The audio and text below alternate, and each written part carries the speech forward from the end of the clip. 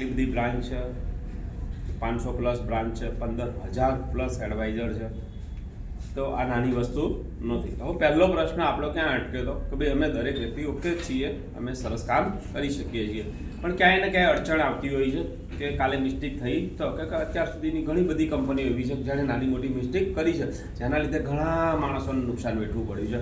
અને એ લોકોએ નુકસાન વેઠ્યું એણે તો વેઠ્યું, પણ અત્યારે અમે કામ કરવા જઈએ તો અમને મુશ્કેલી પડે છે એ લોકોના લીધે. આ વસ્તુ કોમન છે. તો હવે આપણી સંસ્થામાં શું ડિફરન્સ છે એ જ સમજવાની જરૂર છે. તો આજે કોઈ બી સંસ્થા હોય જે એ તમે જેટલા નાણાં રોકો એનાથી વધારે તમને આપે છે એ નથી આપતા. તો આરાધનાની અંદર પહેલો પોઈન્ટ એ જ સમજવાનો છે કે આરાધનામાં શું ડિફરન્સ છે. તો આરાધનાની અંદર મેં 500 રૂપિયાનું ખાતું ખોલાવ્યું, 12 મહિના પૈસા ભર્યા તો કેટલા થયા? 6,000. લોન કેટલી મળશે? 15,000. સાહેબ એક સંસ્થા બતાવી દો કે જે જમા રકમ કરતા વધારે પૈસા આલે અને 6,000 અને 15,000 એટલે જમા રકમના 2.5 ગણી રકમ થઈ. તો તમને કોઈ પણ પર્સન એવો સવાલ કરે છે કે કાલે માને પૈસાની કઈ તકલીફ પડી તો એને કહી દો કે તું મને 6,000નો ચેક આપો પેલા અને હું તને 15,000નો ચેક આલ દઉં અને તું આધાર કાર્ડ ચેકનો ફોટો મને જમા કરાય એટલે હું તારી લોન કરી દઉં. તો આપણને કોઈએ શોધવાના છે? આપણને કોઈ શોધવાના નહીં. આપણે રોજ મેમ્બર જ શોધવાના છે. કેમ કે આપણે એને જેટલા પૈસા આલ્યા એનાથી વધારે કોણ આપે છે? મંડળી આપે છે. તો મંડળીને કોઈએ શોધવાની નહીં. રોજે રોજ આપણે મેમ્બરને જ શોધવાના છે કે એક જ સંસ્થા એવી આવી છે અત્યાર સુધીના ઇતિહાસની અંદર કે જમા કરતા વધારે પૈસા આપે. તો ફર્સ્ટ યર એને 6,000 ભર્યા, તમે કેટલા આલ્યા? 15. સેકન્ડ યર એને કેટલા આલ્યા? ટોટલ 12. તમે કેટલા આલ્યા? 25 આલ્યા. થર્ડ યર 18 થયા તો તમે કેટલા આલ્યા? 35. એ રીતે આપણી ચોપડી 8 વર્ષની તમે કાઢો. તમે લોકો કેટલા વર્ષની ચોપડી કાઢો છો? 8 વર્ષ. એનું રીઝન શું છે કે 8 વર્ષમાં બધા બેનિફિટ છે એટલે તમે 8 વર્ષ આપો છો. વીમો આવી ગયો, સારું વ્યાજ આવી ગયું, લોન આવી ગઈ, ગિફ્ટ આવી ગઈ, દરેક વસ્તુ 8 વર્ષમાં મળે છે. એના લીધે તમે 8 વર્ષ આપો છો. હવે ચોપડી તો 24 વર્ષ સુધીની છે.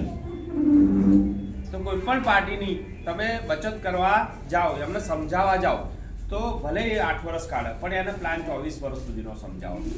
24મા વર્ષે શું છે તો મારા દર વર્ષે કેટલા જમા થયા? 6,000 ગુણ્યા 24 વર્ષ કરીએ તો કેટલા થશે? 1,44,000. અને લોન કેટલી મળશે મને 24મા વર્ષે? 10 લાખ રૂપિયા. સાહેબ 1,44 ક્યાં 10 લાખ ક્યાં? સમજો. એટલે કોઈ પણ માણસનું તમે 500 રૂપિયાનું ખાતું ખોલાવો છો તો સાહેબ અત્યારે હાલ કોઈ માણસ એવો નહીં, એની ગમે એટલી આવક હોય કે ગમે તે હોય, દરેકના પૈસાની જરૂર પડે જ છે.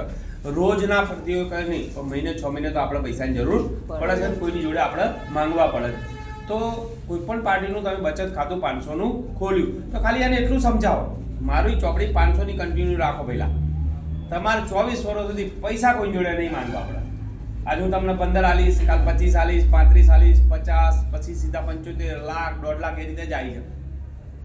તો ખાલી એના મગજમાં એક વસ્તુ ક્લિક થઈ ગઈ કે મારી જો 500ની ચોપડી છે આરાધનાની તો મારા જીવનમાં કોઈ જોડે પૈસા નહીં માંગવા પડે. તો એ પૈસા ભરશે કેમ? એવું તમને કહેશે કે મારી ચોપડી નહીં કરાવી? કે પૈસા બચત તો બધાને કરવી જ છે. બચત જેટલી છે એનાથી તમે લોન વધારે આપો છો. પહેલો પોઈન્ટ આ થઈ ગયો. અને સેકન્ડ પોઈન્ટ, તમે જે રિટર્ન આપો છો એ જોરદાર આપો છો. તો જેને એટલી શાંતિ થઈ ગઈ મારા જે પૈસા રોકાયા છે એનું આટલું સરસ વ્યાજ જો મને મળતું હોય અને મારે ગમે ત્યારે નાણાકીય જરૂરિયાત હોય મારે કોઈ શોધવાના નહીં, તો આરાધના કરતા કોઈ સારું ઓપ્શન ખરું? બિલકુલ નહીં. તો પાર્ટી પૈસા ભરશે કે નહીં?